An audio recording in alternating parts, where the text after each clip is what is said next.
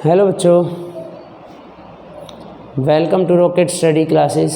कैसे हैं आप सभी? बिल्कुल ठीक। चलो इधर ध्यान दो बेटा। लास्ट टॉपिक हमने पढ़ा था मेरे बच्चे क्लासिफिकेशन, और आपको हमने बताया था क्लासिफिकेशन का मीनिंग क्या होता है, क्योंकि क्लासिफिकेशन में हमने एक टाइप पढ़ ली थी, नंबर क्लासिफिकेशन। अभी उसमें हमें अल्फ़ाबेट क्लासिफिकेशन और जीके एंड जीएस के बेस पर क्लासिफिकेशन पढ़ना रह गया था। सबसे पहले हमने पढ़ा था क्लासिफिकेशन का मीनिंग क्या है या क्लासिफिकेशन होता क्या है। तो आप कहोगे सर क्लासिफिकेशन का मतलब होता है किसी चीज़ को क्लासिफाइड करना, मतलब उसको बांटना, लेकिन ऐसे बांटना जिसमें एक जैसी प्रॉपर्टी की बातें एक तरफ रहे और जो उनकी प्रॉपर्टी से मैच नहीं करता वो अलग रहे। मान लो कि अगर आपको उसने 4 ऑप्शन दिए हैं तो उन 4 ऑप्शन में से 3 ऑप्शन किसी ना किसी तरीके से एक दूसरे से रिलेटेड होंगे और एक ऑप्शन अलग होगा, तो जो ऑप्शन अलग है वही आपको बताना है, उसी को बेटा हम क्लासिफिकेशन कहते हैं। एग्ज़ाम में क्वेश्चन कैसे आता है तो ऊपर लिखा मिलेगा आपको ओड वन आउट। क्या ऐसे यहाँ पे आपको लिखा मिलेगा ओड वन आउट, कि ये जो हमारे पास 4 ऑप्शन हैं इनमें से एक ऑप्शन अलग निकालना है। अगर आपने कोशिश एक ऑप्शन अलग निकालने की करी तो आप क्वेश्चन गलत कर सकते हो। क्या कह रहा हूँ मैं? 4 ऑप्शन में से एक निकालना है, उसके हिसाब से तो यही है ओड वन आउट का मतलब, तो कि चारों में से एक अलग है। नहीं, आपको 4 ऑप्शन में एक ग्रुप बनाना है, जिस ग्रुप में 3 आ जाएं, जो चौथा बचेगा वो अपने आप अलग बचेगा। क्या कह रहा हूँ? आपको एक ग्रुप बनाना है, 4 ऑप्शन है ABCD, एक ग्रुप अपने दिमाग में ऐसा सोचो जिसमें 3 ऑप्शन इंक्लूड हो जाएं, चौथा अपने आप अलग बचेगा। फॉर एग्जांपल जैसे देखो, अगर मैं यहाँ पे ये लिखता हूँ, पहला ऑप्शन है स्कूल, दूसरा ऑप्शन है डॉक्टर, तीसरा ऑप्शन है टीचर और चौथा ऑप्शन है नोटबुक। देखो, अब इसमें से पूछा कौन सा अलग है, तो हम कहेंगे सर 4 ऑप्शन हैं, स्कूल, डॉक्टर, टीचर और नोटबुक।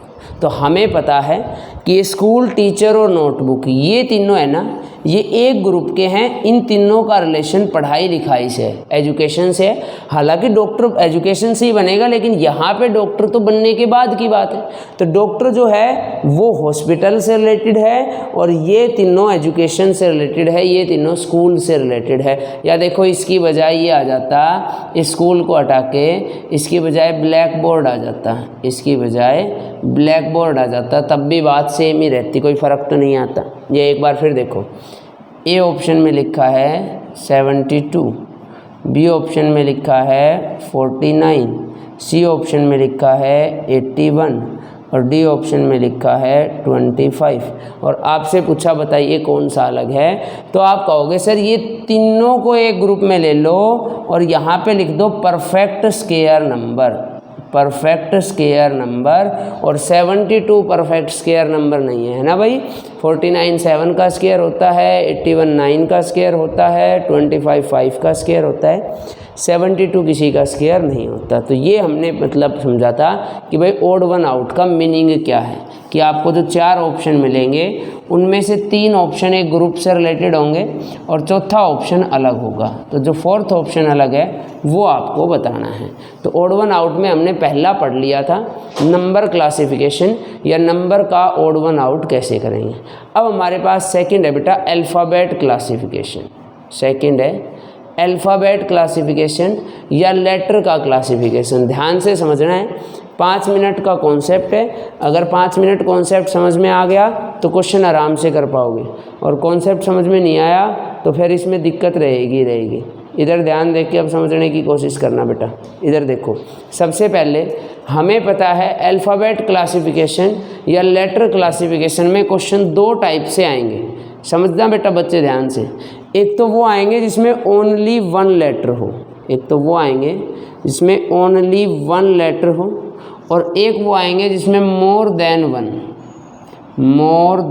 वन, एक से ज़्यादा लेटर हो। 2 टाइप के क्वेश्चन आएंगे, एक तो जिसमें एक लेटर है और एक जिसमें एक से ज़्यादा लेटर है। बेटा जब एक लेटर वाला क्वेश्चन आएगा तो सबसे पहले हम चेक करेंगे वोवल और कॉन्सोनेंट कि 3 वोवल मिल जाए 1 कॉन्सोनेंट या 3 कॉन्सोनेंट मिल जाए 1 वोवल। ठीक, अगर ऐसा नहीं मिला तो फिर हम चेक करेंगे बेटा shape of letter, shape of letter. ठीक, और उसके बाद फिर हम चेक करेंगे बेटा नंबर। अगर 1 से ज़्यादा का मिल गया तो सबसे पहले चेक करेंगे मेरे बच्चे नंबर। अगर 1 से ज़्यादा का मिल गया तो सबसे पहले चेक करेंगे नंबर। जैसे देखो, समझो बात को। अब क्या कह रहा हूँ, ऐसे क्वेश्चन, भाई क्वेश्चन 2 ही तरीके से आ सकते हैं, या तो सारे में सिंगल सिंगल लेटर हो या मोर देन 1 1 से ज़्यादा हो। अब पहले देखते हैं बेटा जिसमें सिंगल लेटर हो। जैसे मैंने ये 4 ऑप्शन लिखे और मैंने आपसे कहा कि भाई बताइए इसमें से कौन सा अलग है। ए ऑप्शन में लिखा ई, बी ऑप्शन में लिखा पी, सी ऑप्शन में लिखा आई और डी ऑप्शन में लिखा ओ। और मैंने आपसे पूछा बताइए इसमें कौन सा अलग है। तो आपने देखा चारों सिंगल सिंगल लेटर है। और अगर सर सिंगल लेटर है तो पहले चेक करेंगे वोवल कॉन्सोनेंट। तो हमने देखा सर ई आई ओ, ये तीनों वोवल है तो इन तीनों को एक ग्रुप में ले लें और उस ग्रुप का नाम दे दें वोवल ऑफ इंग्लिश अल्फ़ाबेट। कौन सा अलग बच गया, पी। एक बार फिर देखो,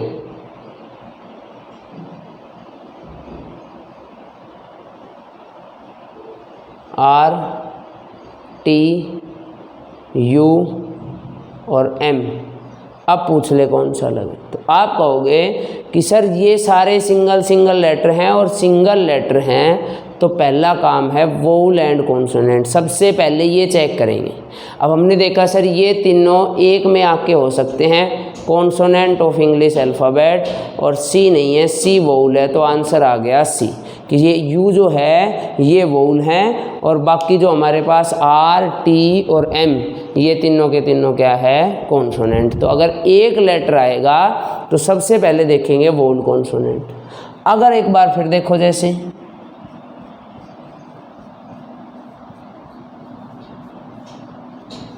एफ एच जे और आई, एक और लिखता हूँ ओ ए एन और ई।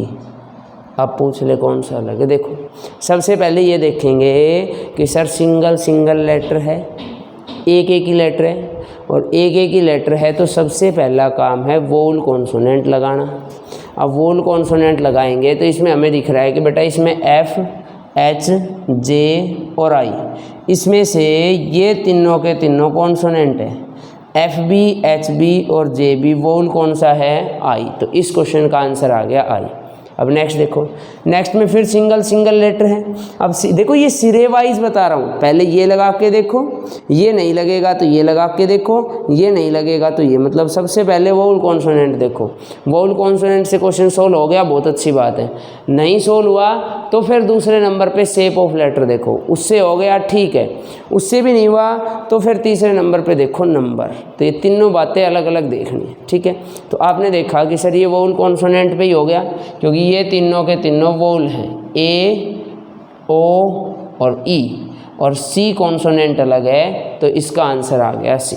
आई बात समझ में। तो सबसे पहले हम देखेंगे लेटर में, पहले इसको हटा दें, एक वाला ही देख लेते हैं पहले। तो सबसे पहले हम देखेंगे वोवल कॉन्सोनेंट, और हमारे पास हमें पता लगा या तो 3 वोवल मिल जाएंगे, 1 कॉन्सोनेंट मिलेगा, या 3 कॉन्सोनेंट मिलेंगे, 1 वोवल मिलेगा।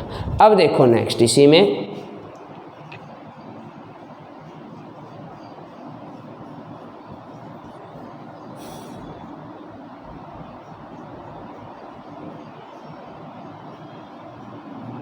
देखो, अब दे दिया क्यू एम टी डब्ल्यू और आपसे पूछा बताओ इनमें से कौन सा अलग है। तो आप कहोगे कि सर इसमें तो सारे के सारे कॉन्सोनेंट हैं, तो वोवल कॉन्सोनेंट तो लगेगा नहीं। तो फिर दूसरे पे आ जाओ, शेप ऑफ लेटर, कि भाई लेटर की शेप। और आपको ध्यान रखना है शेप ऑफ लेटर के हिसाब से हम लेटर को 2 हिस्सों में कैटेगराइज करते हैं, ध्यान रखो। एक तो वो सारे जो सीधी लाइन से बने हैं, देखो जैसे ए सीधी लाइन से, बी में देखो मुड़ी हुई कर्व लाइन का यूज है, फिर सी में कर्व लाइन है, फिर डी में भी कर्व लाइन है, फिर देखो ई में सीधा है ई, फिर एफ में सीधी लाइन है, फिर जी में कर्व लाइन है, फिर एच में सीधी है, आई में सीधी है, जे में है, फिर के में सिद्धि है, एल में, एम में, एन में, ओ कर्व है, पी कर्व है, क्यू कर्व है, आर कर्व है, एस। यहाँ पे देखो टी है, फिर यू कर्व में आ गया वी, फिर यहाँ पे डब्ल्यू, फिर एक्स, फिर वाई और फिर जेड। इसका मतलब ये रटने नहीं है। कभी सोचो कि सर ये याद रखने पड़ेंगे कि ये सीधी लाइन से बनते हैं और ये कर्व लाइन से। अरे याद क्या रखना है बेटा, ये तो साफ दिख जाएगा कि ये 3 लेटर तो ऐसे हैं जिनके अंदर देखो सीधी सीधी लाइन है, जिसके अंदर इसमें भी सीधी लाइन है और इसमें भी सीधी लाइन है। तो ये तीनों आ गए जो स्ट्रेट लाइन से बने हैं, ये तीनों वो आ गए जो स्ट्रेट लाइन से बने हैं। और क्यों अलग है, क्योंकि इसमें कर्व्ड लाइन का इस्तेमाल है। हाँ इधर देख लो, अब मैं क्वेश्चन पहले ये लिखूं, देखो इधर ये लिखूं, ए, ई, आर और टी।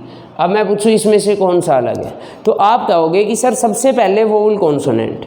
तो इसमें ये 2 तो वोवल आए और 2 कॉन्सोनेंट आए, इसका मतलब ये वोवल कॉन्सोनेंट पे तो अलग बनेगा नहीं भाई। अगर मान लो इधर देखो, इस आर की बजाय यहाँ पे आई होता तो हम टी को फट से आंसर कर देते, सर ए, ई और आई वोवल हो जाते और टी कॉन्सोनेंट हो जाता। या यहाँ पे तो आर है ही है, यहाँ पे तो आर है ही है और इस ई की बजाय एफ हो जाता तो हम ए को फटाफट आंसर कर देते। सर एफ, आर और टी तीनों कॉन्सोनेंट है और ए वोवल है। अब दिक्कत क्या हुई, दिक्कत ये है कि इसके अंदर 2 कॉन्सोनेंट है और 2 ही वोवल है, तो इसका मतलब ये वोवल कॉन्सोनेंट पे तो बनेगा नहीं। फिर आ जाओ शेप ऑफ लेटर, रटो मत इसमें, शेप ऑफ लेटर कुछ नहीं है। हमने एक तो वो सारे एक साथ लिख लिए जिनमें सीधी सीधी लाइन का यूज़ है, और वो अलग लिख लिए जिनके अंदर थोड़ा सा घुमा के लाइन आ रही है। अब इसमें देखो ए, ई और टी, ये तीनों ऐसे हैं जिनमें केवल सीधी लाइन का यूज़ है, मतलब ओनली स्ट्रेट लाइन से बने लेटर हैं, जबकि आर ऐसा नहीं है। तो इसका आंसर आ जाएगा आर। आई बात समझ में? तो ये चीज़ सभी के दिमाग में आई। कैसे क्वेश्चन आएगा, तो ये हमें ध्यान रखना है कि पहले वोवल कॉन्सोनेंट नहीं लगेगा तो फिर शेप ऑफ लेटर। जैसे एक और क्वेश्चन देखो इधर,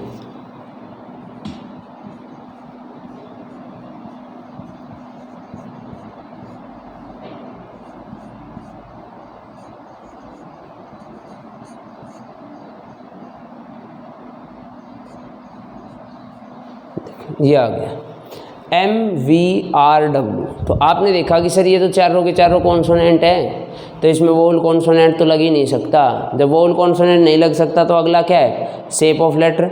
और साफ दिख रहा है कि सर ये 3 लेटर ऐसे हैं जो हमारे पास स्ट्रेट लाइन से बने हैं, सीधी लाइन से बने हैं। और आर के अंदर आप देखोगे तो सीधी के अलावा कर्व्ड लाइन भी है। आर के अंदर अगर आप देखोगे तो इसमें सीधी लाइन तो है ही है, और सीधी के अलावा इसमें कर्व्ड लाइन का भी इस्तेमाल है, इसके अंदर मुड़ी हुई लाइन का भी इस्तेमाल है, ठीक है, जिसको वक्र रेखा भी हम बोलते हैं। तो ये हमें ओनली 1 लेटर में याद रखना है, ठीक है।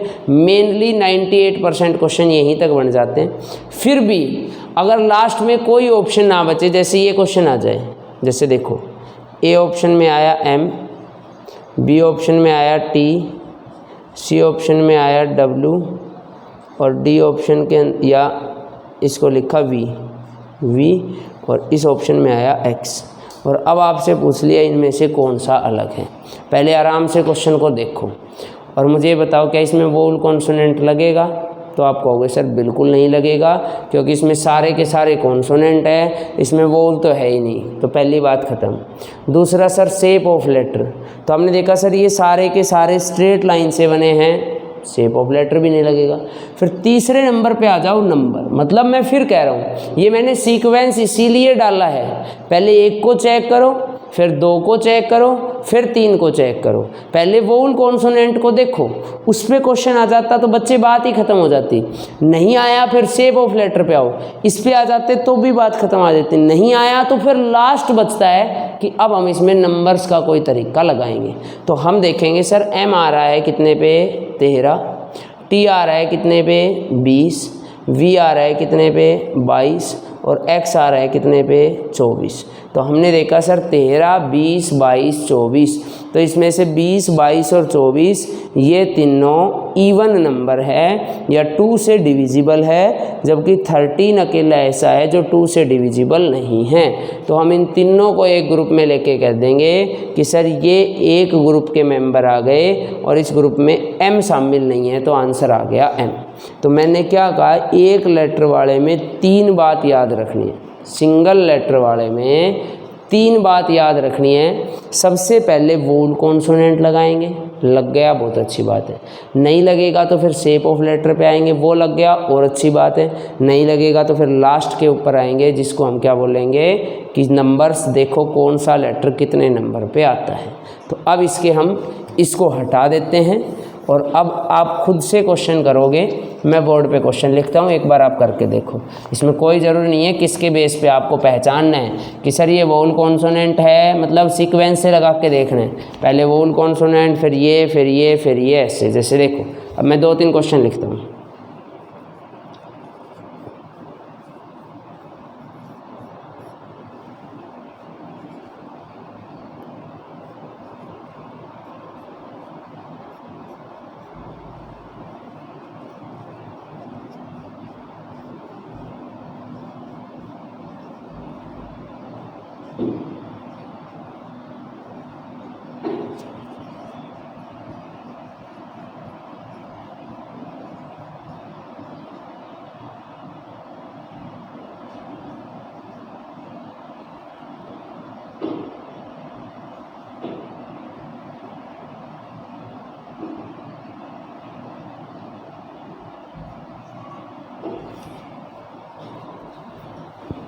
एक और लिखता हूँ, देखो।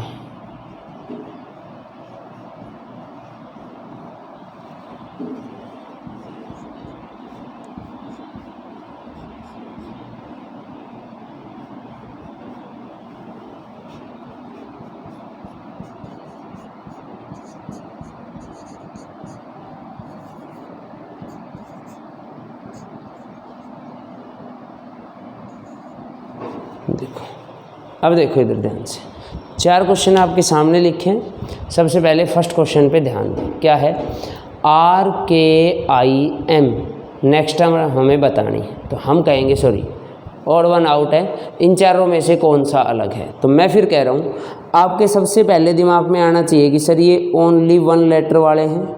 ये क्वेश्चन कैसे हैं, ओनली 1 लेटर वाले जिसमें एक एक लेटर है, और एक एक लेटर है तो सबसे पहला काम था वोल कॉन्सोनेंट, फिर उसके बाद जो काम था दूसरे नंबर पे वो था बेटा शेप ऑफ लेटर, और तीसरे नंबर पे जो काम था वो था बेटा नंबर। ये आपको 3 बात याद रखनी थी। अब पहला हमने देखा RKIM, इसमें से ये 3 जो हैं ये 3 तो कॉन्सोनेंट है और I अकेला वोल है, तो आंसर आ गया I। मतलब सबसे पहले क्या देखेंगे, सबसे पहले वोल कॉन्सोनेंट चेक करेंगे। तो ये तीनों देखो R, K और M कॉन्सोनेंट में आएंगे और I वोल में आएगा। दूसरे पे आओ, इसमें फिर आप सबसे पहले कॉन्सोनेंट वोल देखोगे तो आपको दिखेगा A, U और O, इसमें ये तीनों वोल हैं और T कॉन्सोनेंट था। पहले वाले में 3 कॉन्सोनेंट थे, 1 वोल था, इसमें 3 वोल हैं और 1 कॉन्सोनेंट है। अगला देखो, अगला है RLKJ। आपने देखा कि सर ये तो चारों कॉन्सोनेंट है, RB, LB, KB और JB, ये तो चारों कॉन्सोनेंट है, तो कॉन्सोनेंट वोल पे तो बनेगा नहीं। ठीक है भाई, दूसरे पे आ जाओ। दूसरा हमारे पास है शेप ऑफ लेटर। तो आपने देखा सर इन दोनों की शेप में तो कर्व और सिंपल लाइन दोनों हैं और बीच वाले दोनों स्ट्रेट लाइन के हैं। इसका मतलब सर ये तो शेप ऑफ लेटर पे भी नहीं बनेगा। अरे अगर एक अलग होता, इसकी बजाय H होता तो हम R को लगा के चले आते, क्योंकि इसमें कर्व्ड लाइन का यूज है, बाकी सारे में सीधी है, लेकिन यहाँ पे तो J आ गया। तो अब लास्ट तरीका आता है हमारे पास नंबर। अब नंबर लिखेंगे तो बेटा R आता है 18 पे, ये 12 पे, ये 11 पे और ये 10 पे। तो हमें साफ पता लग गया कि सर इसके अंदर K अलग है, क्योंकि बाकी तीनों नंबर 2 से डिविजिबल है। बाकी तीनों नंबर 2 से डिविजिबल है और k जो 11 पेयर या बाकी तीनों नंबर कंपोजिट नंबर है और k अकेला कैसा है, प्राइम नंबर है। आई बात समझ में। नेक्स्ट पे देखो, अब अगला है MIHF। फिर वही बात है, सबसे पहला काम क्या है, सबसे पहला काम है वोवल कॉन्सोनेंट, और हमें साफ दिख गया कि सर ये तीनों नंबर कॉन्सोनेंट है, ये तीनों नंबर कॉन्सोनेंट है और आई अकेला वोवल है, तो इस क्वेश्चन का आंसर आ जाएगा आई। नेक्स्ट देखो, नेक्स्ट है QRFS। तो सबसे पहला काम क्या है, सबसे पहला काम है इसमें नंबर चेक, ये वोवल कॉन्सोनेंट, तो ये तो सारे के सारे कॉन्सोनेंट हैं, इसका मतलब ये तरीका तो नहीं लगेगा। फिर shape of letter, shape of letter में देखा सर Q, R और S, ये तीनों ऐसे हैं जो कर्व्ड लाइन से बने हैं और F सीधी लाइन से बना है, तो आंसर आ गया F। बस ये था हमारे पास क्लासिफिकेशन में सेकंड टाइप अल्फ़ाबेट क्लासिफिकेशन में पहला पोर्शन, जिसमें एक एक लेटर दिया जाए, उसमें 3 बात याद रखनी है, vowel consonant, shape of letter और नंबर। ठीक है, यहाँ तक कर लेना, बाकी करेंगे नेक्स्ट क्लास में।